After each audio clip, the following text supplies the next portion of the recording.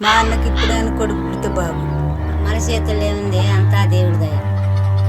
నిత్యం నీకు పిల్లగాడే పుడతాడు, నా మాట అబద్ధం కాదు. అన్నా కొడుకు పుట్టిందే.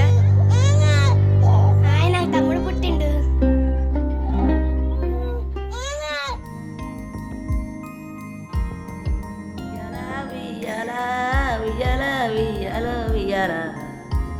కొరమమ్మ సీతమ్మ కొరుటి కొరమ సీతమ్మ కొరుటి